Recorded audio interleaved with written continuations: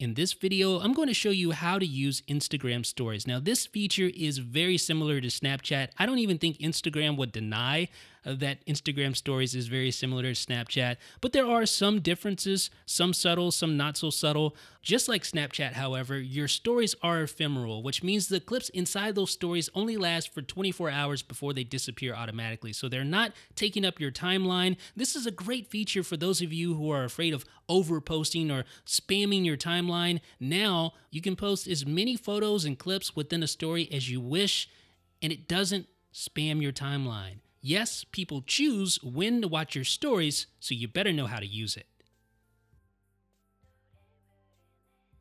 To create a new story, simply swipe over from the Home tab, or you can tap the New Story button in the upper left-hand corner of the Home tab, which is right here. So let's tap that. And you can swipe back to get back to the Home tab. Now let's talk about adding photos to a story. Okay, so let's tap the New Story tab to add additional clips to a story or to start a brand new story. So you can tap to focus, and then once you're ready to take your shot, just tap the shutter button, just like this. And now you're ready to add that clip to your story. To do so, just tap the little checkmark button right here. And now it's added to your story. To view your new addition, just tap the Your Story Avatar button in the upper left-hand corner of the Home tab, like this. There you go, that's a pretty nice start, but let's now add a video. To do so, all you need to do is tap and hold the shutter button, just like this. So, tap and hold. And you can see the little red ring go around. You get 10 seconds to film your video. And just continue holding. And once you're finished, or once the 10 seconds elapses, your video will stop and it will start looping automatically. And then you can do the same thing to add that video clip to your story. Just tap the checkmark button to add that video clip. Now, what if you took photos in the last 24 hours and you want to add those to your story? Well, to do so, just swipe down instead of pressing the shutter button to access footage from your photo library that you can add to your story. So once you've settled on something, just tap it, and there it goes. Now you can add that to your story. And just like any other camera app, you can access the flash, you can turn it always on or set it to auto if you wish. So let me show you what it looks like. There we go. So there is a clip that we're going to add to our story with the flash enabled. Now you can also use the interface to switch between your rear-facing and your front-facing camera. Now I'm using the front-facing camera, but I'm going to switch back to the rear-facing just by tapping that button there. Like Snapchat, you can also draw on your photos and videos. So just tap the drawing button, and now you'll see 3 different tips that you can use. You have your normal tip, you have your highlighter, and you also have a glow tip. So here's the normal tip. And notice as you draw, the interface elements sort of fade out of view so that you can focus on your composition. And if you make a mistake, there is an undo button that you can use to undo, just like that. Now let's switch to the highlighter tip. This is a cool tip. It actually does work like a highlighter, so you're able to see through it, just like this. You can see the eye of the duck right there. All right, let me do some more highlights here. Now when you keep highlighting over, you're going to notice that you're not able to see through it, so just keep that in mind. But if you keep it down to one layer, you're able to see through to the canvas below. And the glow tip is exactly like you might expect. Has a little glow, and this is an especially effective tool when using different colors. I'll show you that a little bit later. Okay, so now let's talk about how to change the stroke size. So if we tap this button here in the bottom left-hand corner, you can use the little slider to change the stroke size for any of the 3 markup tools that you have there. So we're going to select the normal tool, the regular marker tool, and you can see the stroke size is pretty big there. It's maximum size, so it takes up a lot of space with just a few strokes. We can adjust the stroke size down some. You can see it's adjusted there. And let's set it all the way down to the lowest setting, and you can see the stroke size is extremely thin now.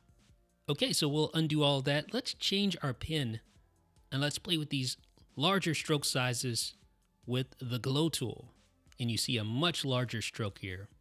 But now let's really spice things up and change the colors. At the bottom of the interface, you're going to see all these colors here. You can actually swipe to reveal additional colors, and you have some grayscale colors as well.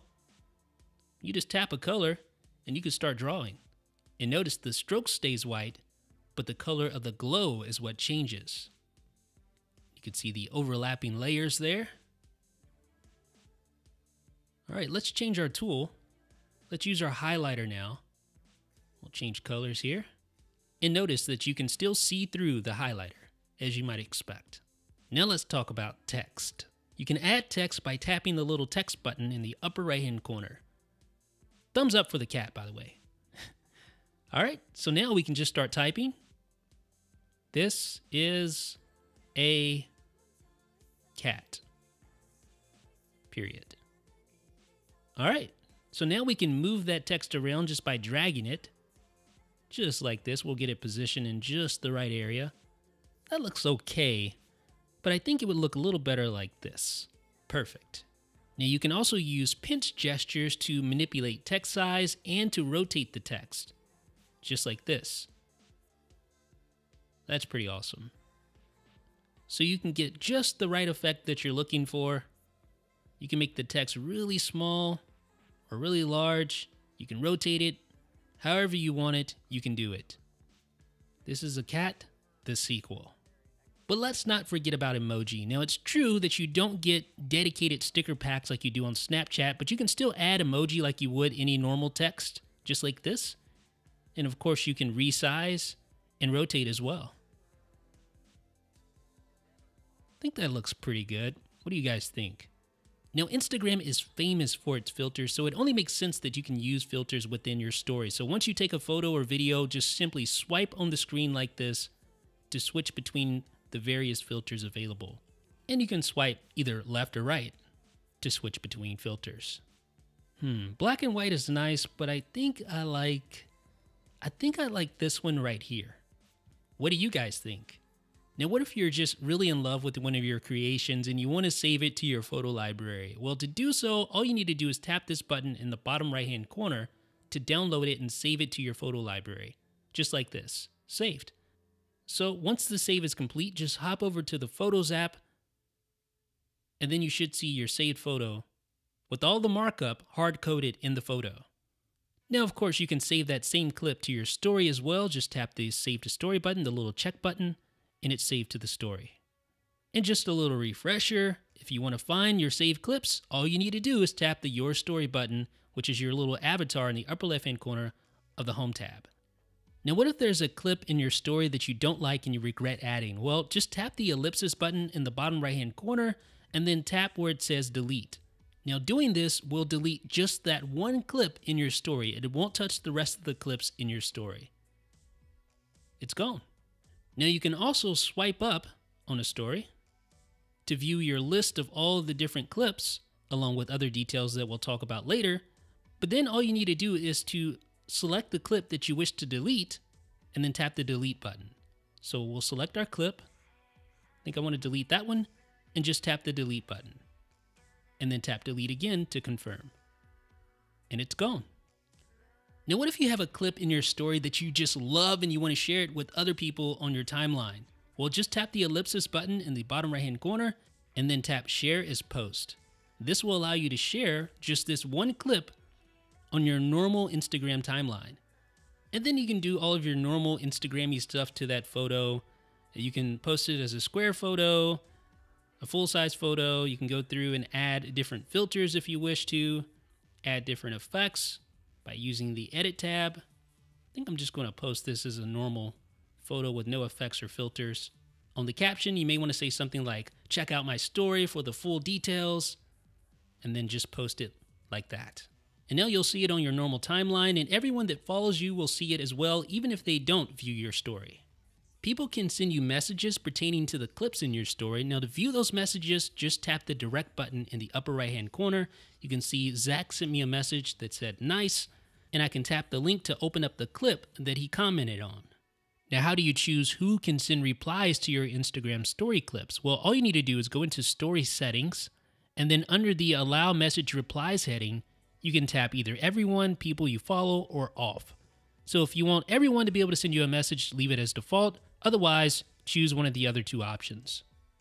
Now, here's what everyone really cares about, right? How do you see who viewed your story? It's easy. Just swipe up, and now you can scroll through here and see how many views each clip had. Obviously, the clips on the left side, the first clips that are going to play, are going to have the most views, and the least views will be on the right side. And along with the cumulative view count for each clip, you can also see the individuals who looked at your clips. And you can scroll through each clip like this, and you can see the amount of people change as you scroll through. Now, what if you want to hide stories from a particular user? Just tap the ellipsis button, tap Story Settings, tap Hide Story From, and then you can go through this list and choose who you want to hide the story from. So we're going to find somebody here. How about Canoopsy? Let's just pick on him right now. And then just tap the Done button in the upper right-hand corner. And now my story is hidden from Canoopsy, who appears at the top of the screen now since he's hidden. Now you can also hide your story from users by swiping up on the screen and just tapping the X button next to each user. So you'll see a little X button. I'm going to pick on Tomas right now. Tap the X, then tap Hide, and now my story is hidden from Tomas. Now there's another way you can hide stories. You can do so from an individual's profile. So what we'll do is we'll just go back to my main timeline on the Home tab and find someone to pick on. Here's one. Just tap on their profile, tap on the ellipsis button in the upper right-hand corner, and then tap where it says Hide Your Story. And that's the third way you can hide a story. Of course, I don't actually want to hide any of these guys, so I'm going to go back to my profile, tap the Settings cog, tap Story Settings. Yes, another way to get to Story Settings. And then tap Hide Story From, and then just uncheck the ones that I want to unhide. And then tap Done in the upper right-hand corner. Super simple, super easy. Now, how do you view other people's stories? Well, just tap the Home tab, scroll up to the very top of the screen, and you should see a list of all of these stories available. Of course, your story will be first, but if you scroll, you can see stories from all of those that you follow. And if you want to view them, just tap on a particular story. It'll start playing immediately and automatically advance to the next story once it's finished with the current story. Now, to dismiss a story, you can either swipe down or you can tap the little X button here in the upper right-hand corner.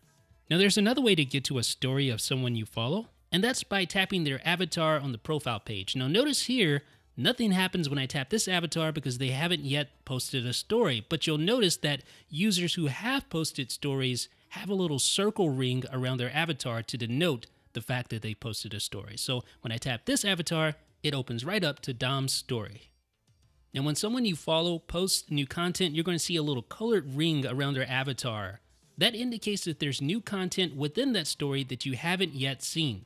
So you know what that means. Yep, you should probably tap the avatar to see what's new. Hey, what's up, Marquez? Now let's talk about story navigation. At the top of the screen, you're going to see these little bars here, and each bar indicates a different clip in the story. So if you have 3 bars, then you have 3 clips within a story, maybe 2 video clips in a standard image, whatever the case may be. Once it reaches the end, it's going to advance to the next author. Now you can manually navigate between clips and stories by tapping the left or right side of the screen. So right advances forward, like that.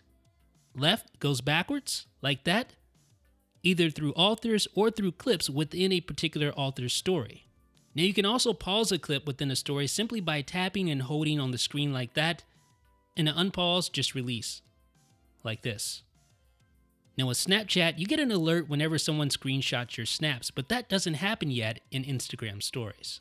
If you want to send a message pertaining to a clip, simply tap the Send Message button, like that, or just swipe up on the screen, like this.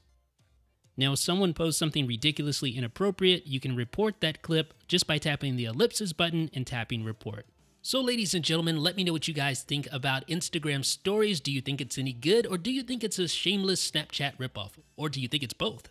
Let me know what you think in the comments. This is Jeff with 9to5Mac.